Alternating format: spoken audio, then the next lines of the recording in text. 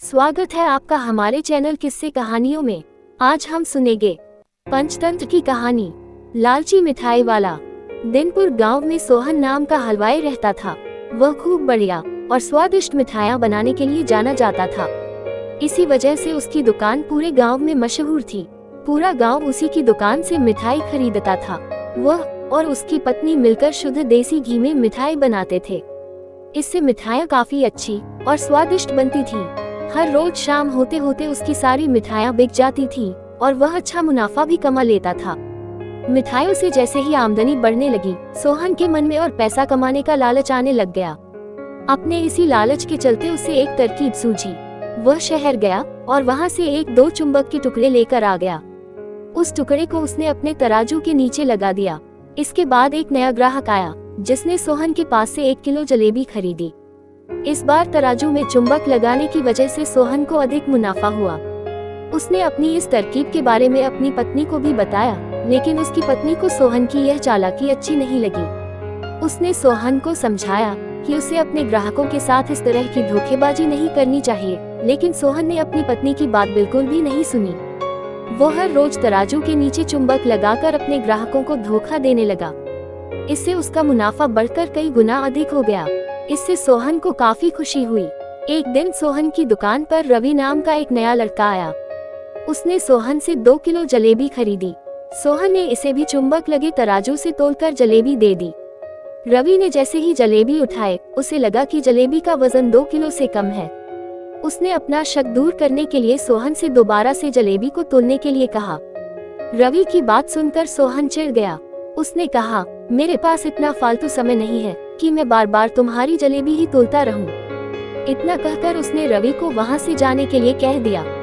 सोहन मिठाई वाले की बात सुनने के बाद रवि जलेबी लेकर वहां से चला गया। वह एक दूसरी दुकान पर गया और वहां बैठे मिठाई वाले से अपनी जलेबी तोलने के लिए कहा। जब दूसरे दुकानदार ने जलेबी तोली तो जलेबी सिर्फ 1.5 किलो ही निकली। अब उसका शक यकीन में बदल गया था।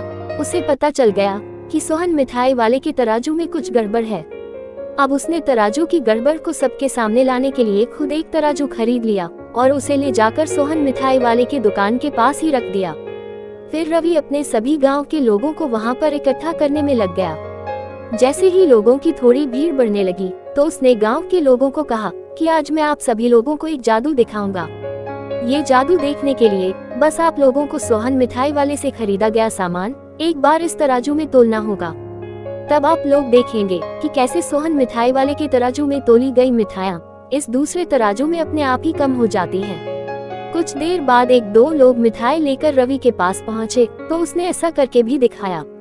इसके बाद सोहन की दुकान से जिसने भी मिठाई खरीदी थी, सभी ने रवि के तराजू में तोलकर देखा तो सबकी मिठाइयाँ 250 ग्राम से लेकर आधा किलो तक कम निकली। ये सब देखकर लोगों को काफी हैरानी हुई। अपनी दुकान के पास ही यह सब होता देख सोहन मिठाई वाला रवि से झगड़ा करने लगा। उसने लोगों को बताया कि रवि यह सब नाटक कर रहा है। अपनी बात को सही साबित करने के लिए रवि सीधे सोहन मिठाई वाले का तराजू लेकर आया और तराजू में लगा चुंबक निकालकर सबको दिखाने लगा। ये देखकर गांव वालों को बहुत गुस्सा आया। सबने मिलकर उस लालची मिठाई वाले को खूब मारा। अब उस लालची मिठाई वाले को अपने लालच और उसके कारण की गई गलत हरकतों पर पछतावा हो रहा था। उसने अपने गांव के सभी लोगों से माफी मांगी और वादा भी किया कि भविष्य में वे ऐसी कोई भी जालसाजी नहीं करेगा।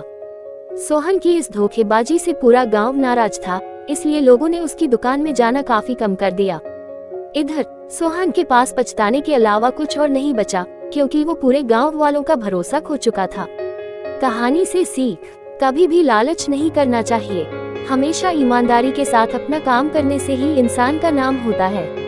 लालच के चलते भले ही कुछ समय के लिए अच्छा फायदा हो, लेकिन इससे इज्जत और आत्मसम्मान दोनों कम हो जाते हैं।